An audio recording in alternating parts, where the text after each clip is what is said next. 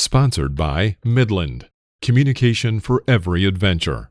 The industry leader in radio communication technology and innovation for over 50 years.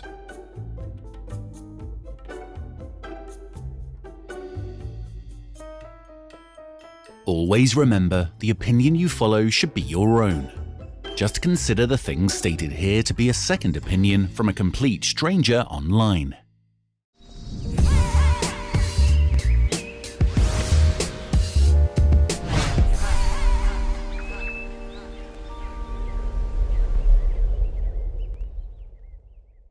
All right, so here we go.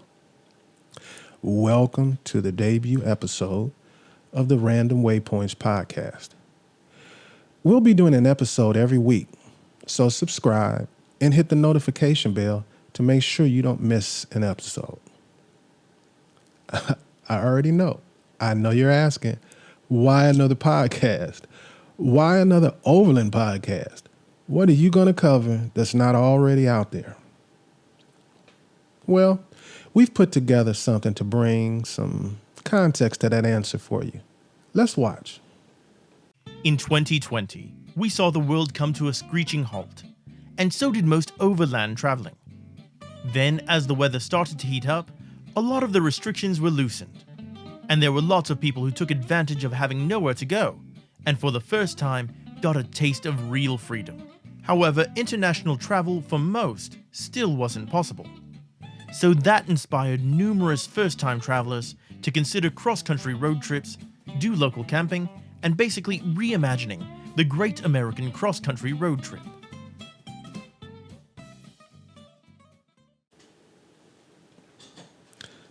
The interest in overlanding actually increased this past year. Mindsets have changed and eyes have been opened. And now, with vaccinations starting to be administered, it seems things may go somewhat back to normal. But I don't think for many they can ever really get back to normal in their hearts and minds after spending time traveling and being on the road. I met many people this year on my journeys who were leaving their home state for the first time. And now they're on some epic adventure they always thought was a dream. I talked to an older couple who always wanted to visit all the major national parks, and this was the first time they had the opportunity.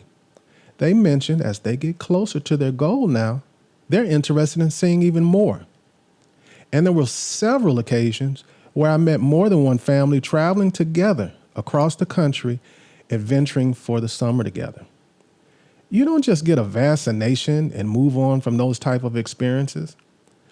That's why I predict a boom year for U.S. overland travel in 2021.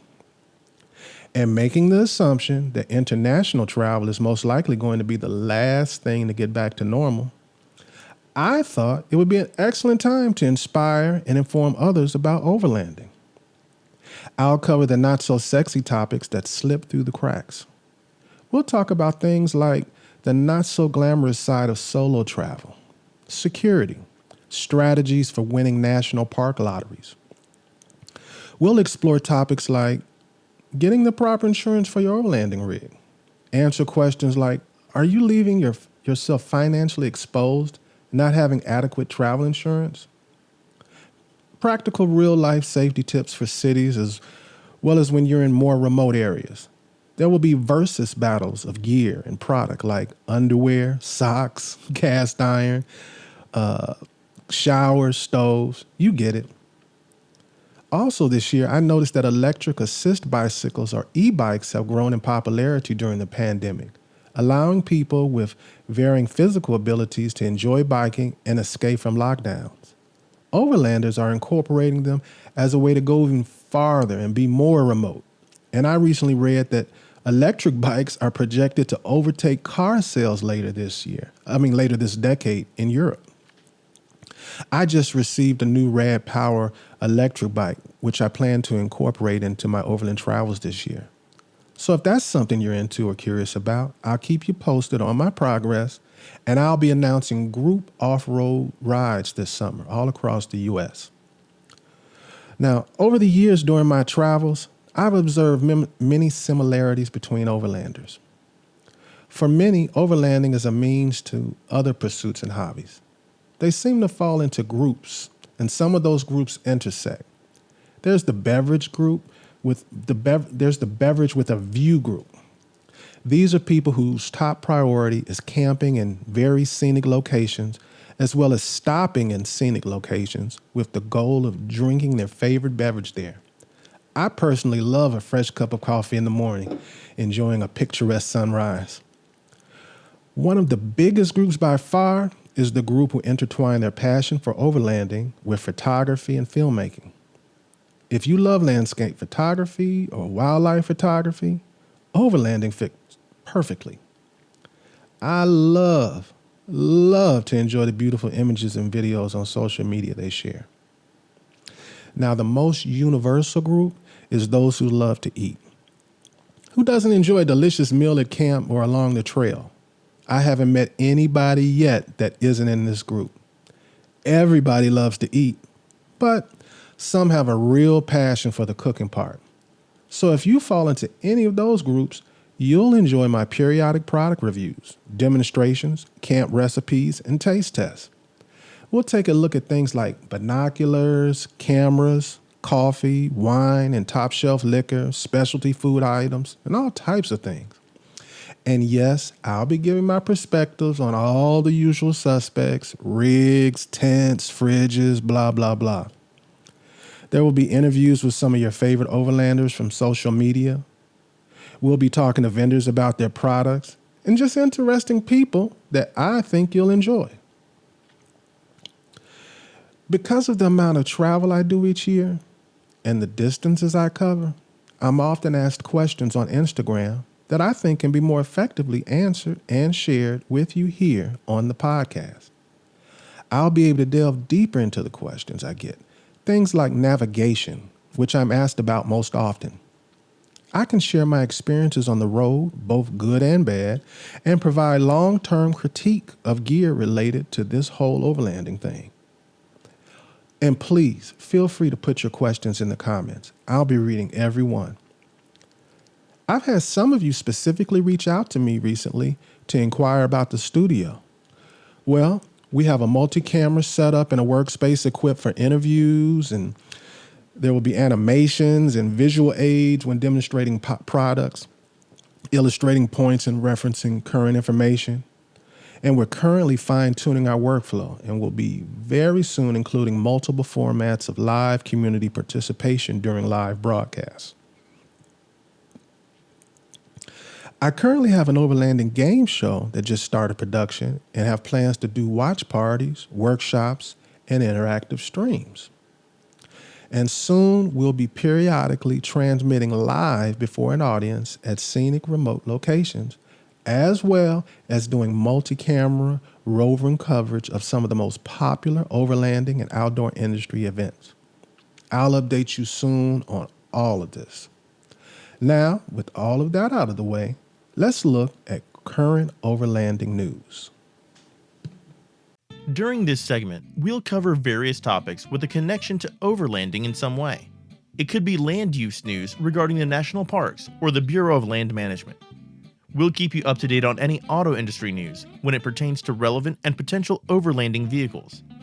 There will be camping and outdoor industry news, as well as photography and video, fishing, hiking, and on and on.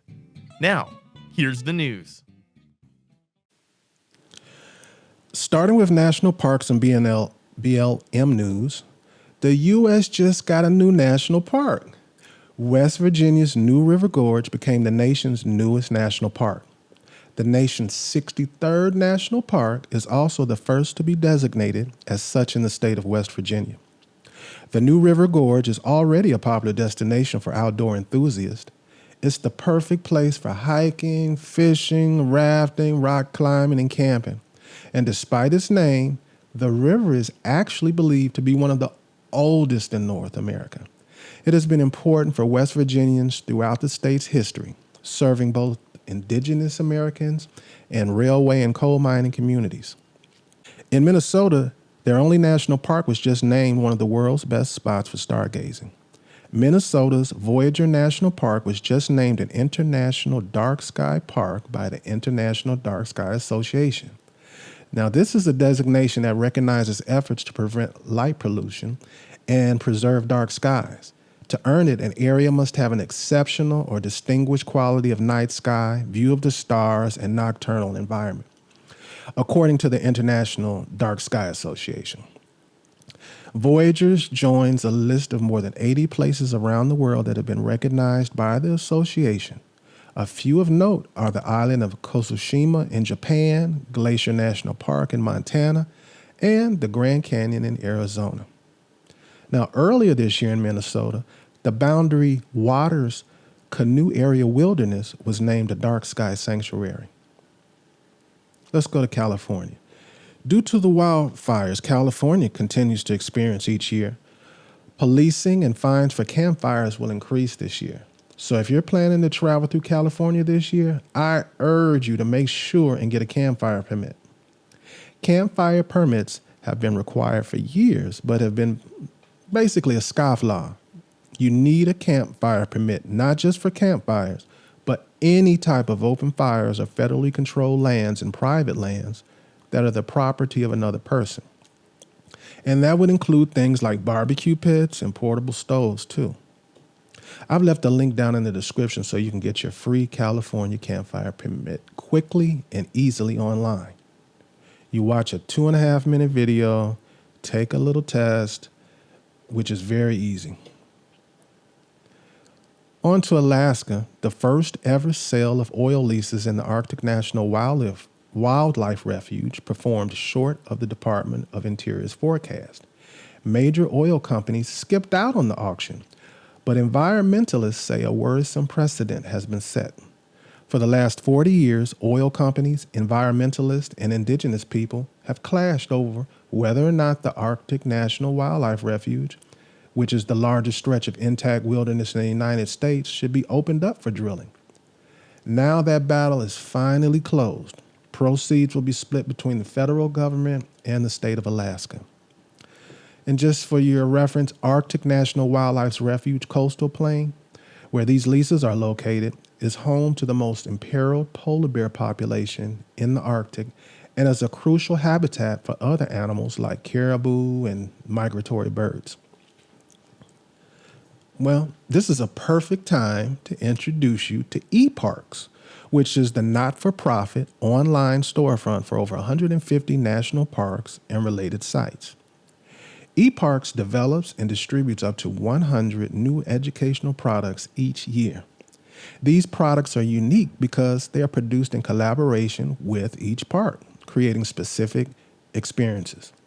Net proceeds from every sale support our national parks. To date, eParks has donated over $107 million to the National Park Service. Their wide range of park-specific products appeals to every demographic. Check out the eParks affiliate link below if you're a fan of our national parks. Let's go to camping and outdoor industry.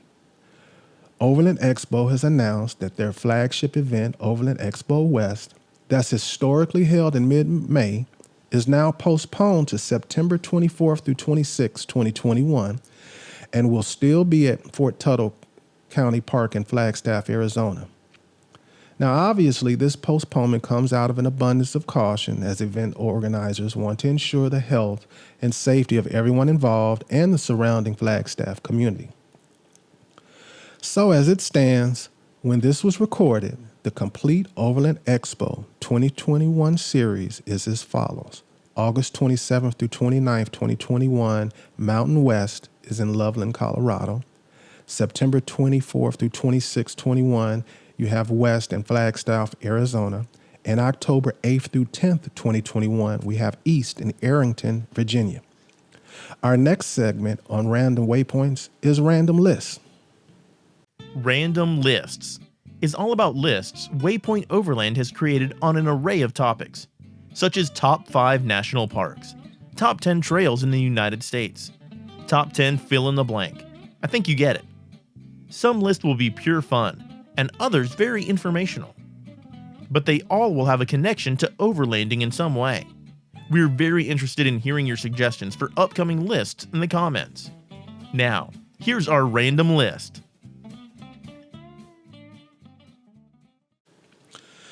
So, as I mentioned before, with the vaccines rollout, it appears like we may get back to some form of normal soon.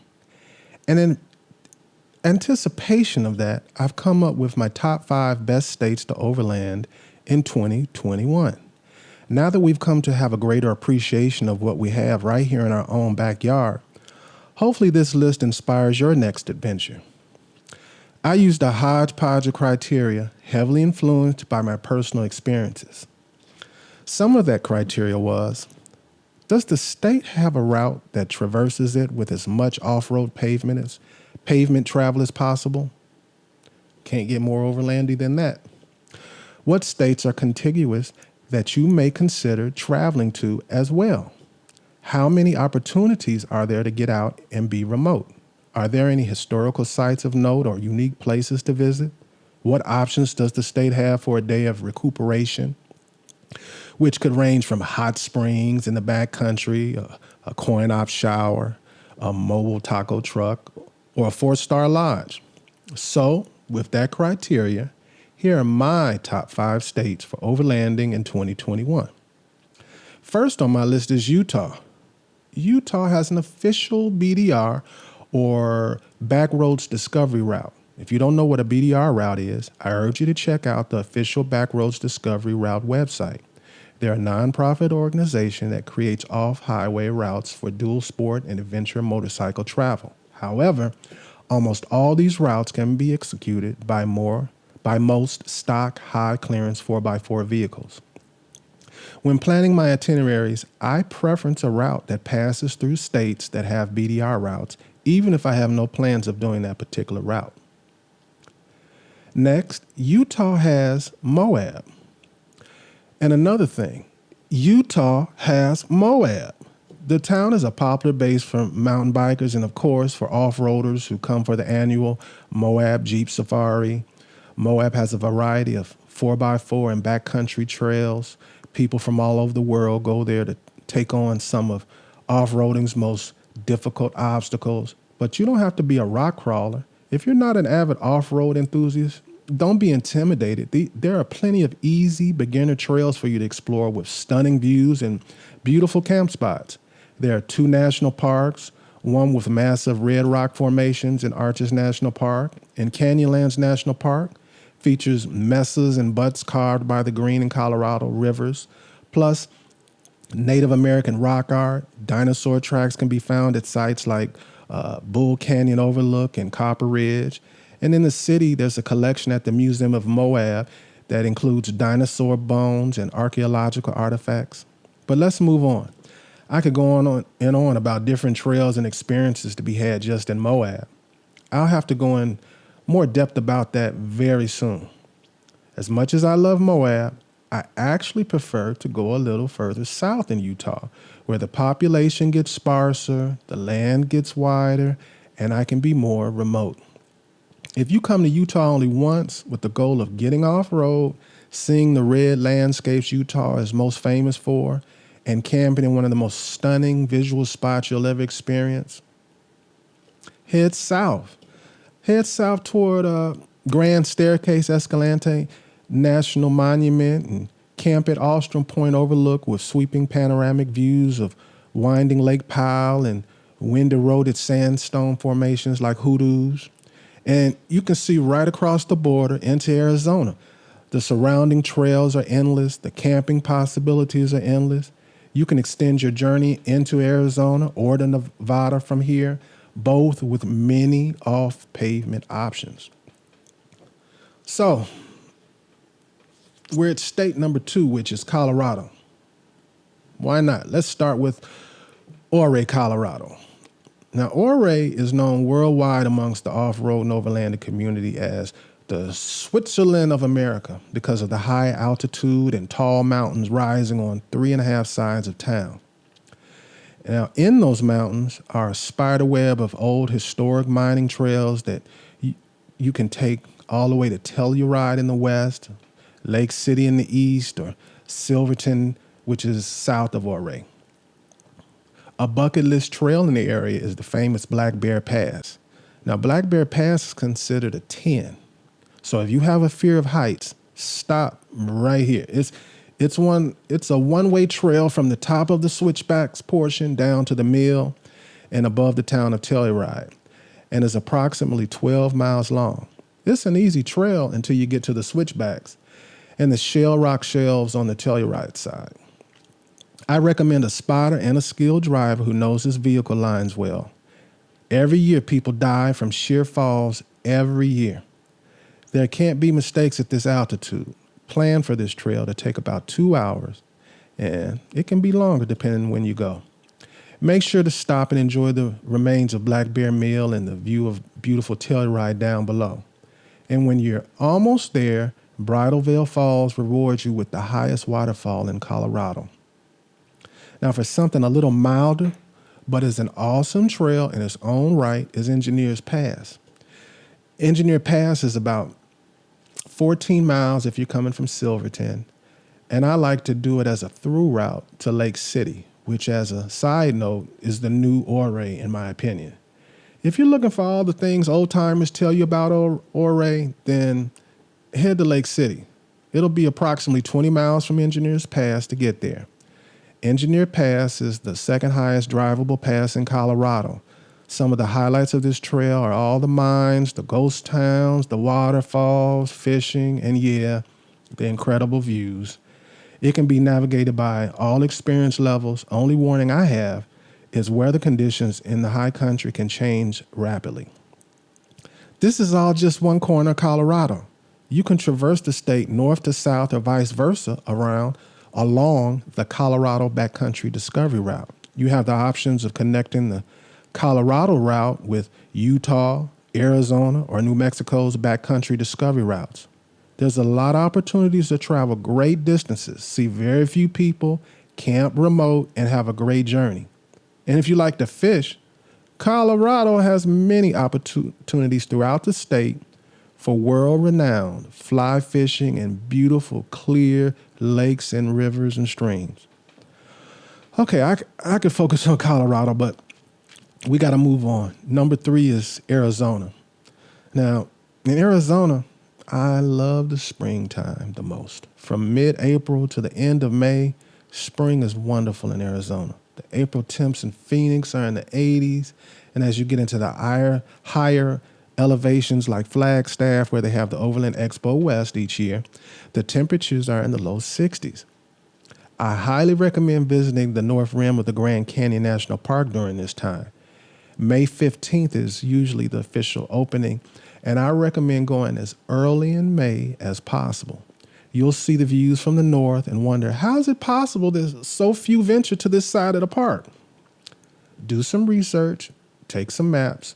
There's so many off-road adventures to be had, not just along the North Rim, but also the surrounding lands outside the park, that follow along the Colorado River.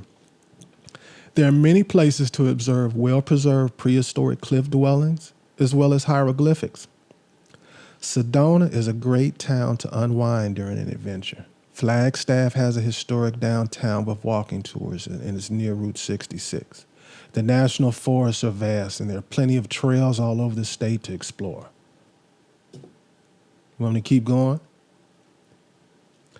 Well, we have another state that has a backcountry discovery route and is contiguous to other states with routes: California, Nevada, Utah, Colorado, and New Mexico.